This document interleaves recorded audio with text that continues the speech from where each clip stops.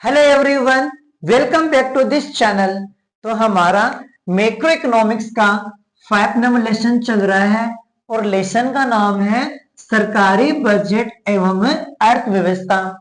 आज की वीडियो में हम जानेंगे कि आय का संतुलित स्तर कैसे ज्ञात करते हैं और सरकारी व्यय गुणक और उसका आय पर क्या प्रभाव पड़ता है ये भी जानेंगे। साथ में ये भी जानेंगे कि कर गुणक कैसे ज्ञात करते हैं और उसका आय पर क्या प्रभाव पड़ता है। लास्ट वीडियो के अंदर मैंने आय का संतुलित स्तर कैसे ज्ञात करते हैं वो मैं वीडियो बना चुका हूं, लेकिन आज मैं फिर से बना रहा हूं क्योंकि संतुलित आय के साथ साथ हम सरकारी व्यय गुणक भी जानेंगे, आय का प्रभाव भी जानेंगे, कर गुणक भी जानेंगे और आय पे प्रभाव जानेंगे। तो वीडियो का एंड तक देखना है। मोस्ट इंपोर्टेंट क्वेश्चन है, एग्जाम में आने की संभावना है, चाहे छोटा क्वेश्चन हो चाहे पूरा बड़ा क्वेश्चन हो, मोस्ट इंपोर्टेंट है। तो देखो हमें क्या दे रखा है, हमें दे रखा है उपभोग फलन 20 प्लस 0.80y और हमें दे रखा है निवेश, सरकारी व्यय, अंतरण आय, एक मुश्त कर हमें दे रखा है। सबसे पहले जो हमें ये अमाउंट दे रखी है इसको हमें शॉर्ट फॉर्म में लिखना है, क्योंकि जो फॉर्मूला लगेगा वो हमारा शॉर्ट फॉर्मूला ही लगेगा।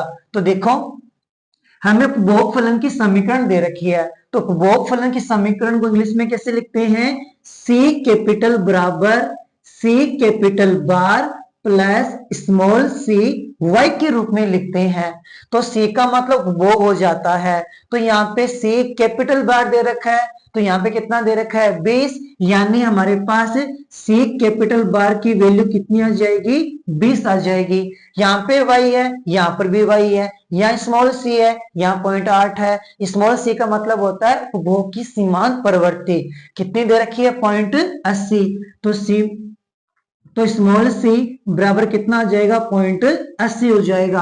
ये हमें अलग अलग लिखना है क्योंकि हमें उपभोग फलन समीकरण मिलेगी, तो इसको सी कैपिटल बार मानेंगे, इसको हम स्मॉल सी मानेंगे, जो हमने यहाँ पे अलग अलग लिखा है क्योंकि फॉर्मूला के अंदर दोनों को अलग अलग मान के ही चलना पड़ेगा। निवेश दे रखा है इन्वेस्टमेंट, इन्वेस्टमेंट को यानी कि आई मानेंगे शॉर्ट फॉर्म, कितना दे रखा है 30। सरकारी व्यय दे रखा है गवर्नमेंट व्यय बोलेंगे, इसको हम क्या बोलेंगे शॉर्ट में जी बोलेंगे, जी की वैल्यू कितनी है 50। फिर हमें अंतरण आय दे रखी है, अंतरण आय को हम टीआर के रूप में शो करते हैं और टीआर की वैल्यू कितनी दे रखी है 100 दे रखी है।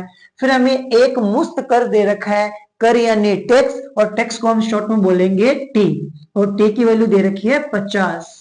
अब हम क्या करते हैं, सबसे पहले हमें ज्ञात करना है आय का संतुलित स्तर कैसे ज्ञात करते हैं।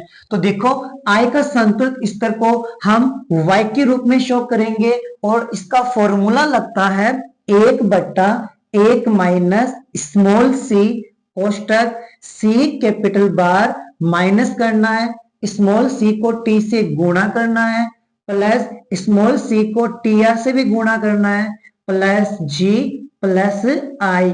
ये हमारा फॉर्मूला लगता है संतुलित आय ज्ञात करने का।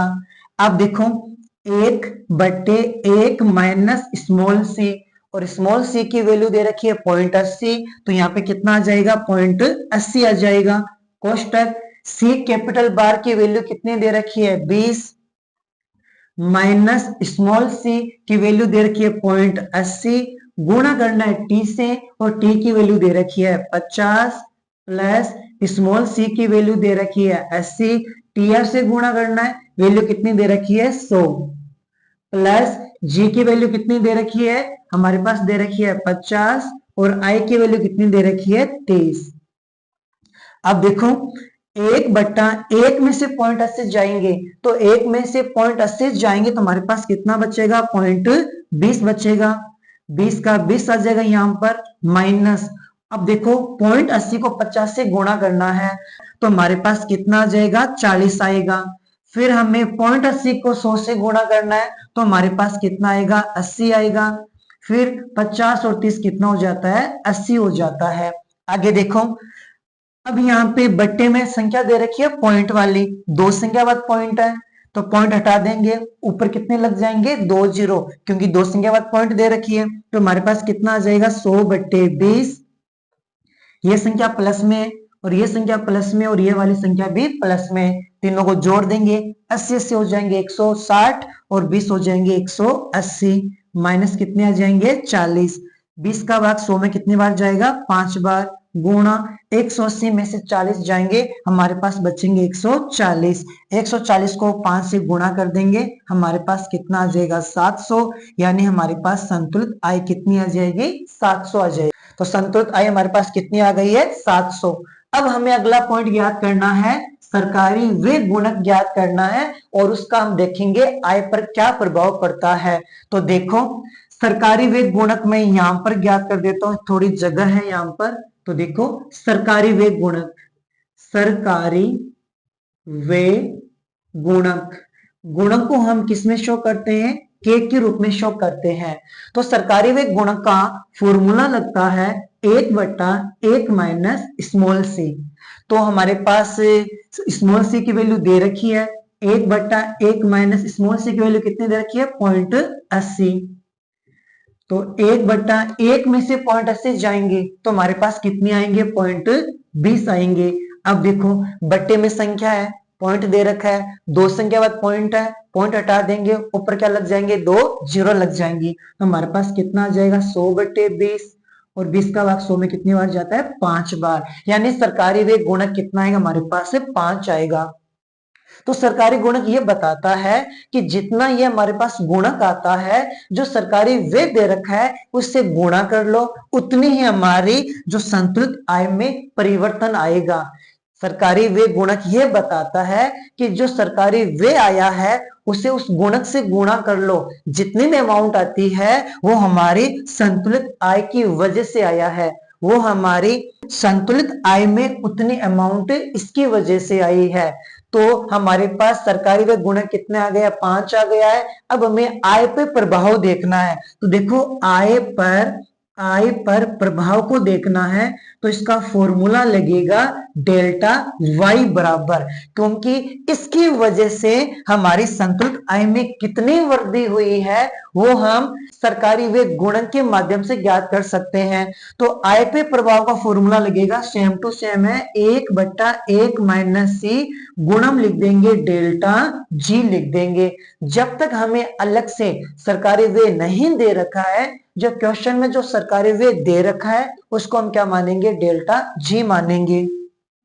तो 1/1 माइनस सी की वैल्यू कितनी दे रखी है 5, गुणा डेल्टा जी का मान कितना दे रखा है 50 दे रखा है, तो 50 को 5 से गुणा करेंगे तो हमारे पास कितना आ जाएगा 250 आ जाएगा, यानी 250 है वो हमारी संतुलित आय में जुड़ा हुआ है, यानी जो संतुलित आय 700 आई है उसमें 250 किसकी वजह से आया है सरकारी व्यय की वजह से आया है। और इसे कैसे ज्ञात किया जाता है, सबसे पहले आप सरकारी व्यय गुणक ज्ञात करो, जो भी गुणक आए उसको सरकारी व्यय से गुणा कर दो, जो भी वैल्यू आती है वो हमारी संतुलित आय में जुड़ी हुई है, यानी जो संतुलित आय 700 आई है वो 250 तो ओनली फॉर सरकारी व्यय की वजह से आई है। अब हमें ज्ञात करना है कर गुणक और उसका आय पे क्या प्रभाव पड़ा है। तो यहाँ पे जगह है, मैं यहाँ पे सोल्व कर देता हूं। तो हमें क्या ज्ञात करना है कर गुणक, सबसे पहले तो लिखेंगे कर गुणक। तो कर गुणक का गुणों को हम के रूप में शो करते हैं, यहाँ पे लगेगा माइनस का सी बटे माइनस सी लगेगा। ये हमारा क्या है कर गुणक का फॉर्मूला है, क्या है माइनस सी, कौन सा स्मॉल वाला है, बटे 1 माइनस स्मॉल सी। तो हमारे पास सी का मान कितना दे रखा है माइनस के 0.80 आ जाएंगे, 1 माइनस 0.80, तो माइनस के 0.80 बटे 1 में से जब 0.80 जाएंगे हमारे पास कितना बचेगा 0.20 बचेगा। दो संख्या बाद पॉइंट है, दो संख्या बाद पॉइंट है, तो पॉइंट से पॉइंट क्या हो जाएगा कैंसिल हो जाएगा, और 20 का भागासन कितनी बार जाएगा हमारे पास से 4 बार जाएगा। हम यहाँ पे माइनस शो कर सकते हैं और माइनस को शो भी नहीं भी कर सकते हैं, क्योंकि कर गुणक हमेशा क्या होता है लेस होता है, इसलिए कर गुणक हमारे पास कितना आया है 4 आया है, यानी अब जितनी भी कर की राशि है उसको हम 4 से गुणा करेंगे और जो भी अमाउंट आएगी वो हमारी क्या है, संतुलित आय से एकदम घटी हुई राशि है, यानी उसे हम पहले से ही लेस कर चुके हैं। जो भी अमाउंट आई है उसकी वजह से हमारी क्या है, संतुलित आय कम हो चुकी है, क्योंकि हम यहाँ पे टैक्स को लेस करते हैं। तो हमारे पास कर गुणक कितना आ गया, 4 आ गया है। इसका आय पर प्रभाव देखते हैं, क्या देखेंगे, आय पर प्रभाव। तो आय पे प्रभाव यानी delta Y, same to same formula लगेगा, माइनस सी, 1 माइनस सी, गुणम क्या लिखना है, डेल्टा टी लिखना है। जैसे गुणम यहाँ पे डेल्टा जी लिखा है, वैसे आपको डेल्टा टी लिखना है। तो माइनस का सी बट्टे 1 माइनस सी का मान हमें पहले से दे रखा है 4 गुणा डेल्टा, हमारे पास टी का मान कितना है 50, 50 लिख देंगे यहां पर, तो हमारे पास कितना आ जाएगा 200, 200, यानी हमारे पास आय पर प्रभाव कितना आ जाएगा 200, यानी कर गुणक की वजह से जो हमारी संतुलित आय है वो 200 घट चुकी है, संतुलित आय 200 कम हो चुकी है। यदि हमारे कर गुणक नहीं आता तो हमारी संतुलित आय कितनी आती, 900 आती। कर गुणक की वजह से हमारी 200 जो इनकम हो घट गई है, तब हमारी संतुलित आय कितनी आई है, 700 आई है। तो आज हमने अच्छे से डिस्कस कर लिया है कि संतुलित आय को कैसे ज्ञात किया जाता है, सरकारी व्यय गुणक कैसे ज्ञात करते हैं, आय पे क्या प्रभाव पड़ता है, कर गुणक को कैसे ज्ञात करते हैं और कर गुणक का आय पर कैसे प्रभाव पड़ता है, क्या प्रभाव पड़ता है, एकदम अच्छे से डिस्कस किया है। यदि वीडियो पसंद आई तो प्लीज वीडियो को लाइक करना है, शेयर करना है और चैनल को सब्सक्राइब करना है। तो आने वाले वीडियोस के अंदर भी हम इसी लेसन पर डिस्कस करेंगे, क्योंकि लेसन बहुत ही बड़ा है और बहुत ही इंपॉर्टेंट क्वेश्चन इसके अंदर आने वाले हैं, चाहे प्रैक्टिकल हो चाहे थ्योरिकल हो, बड़ा ही मोस्ट इंपॉर्टेंट लेसन है।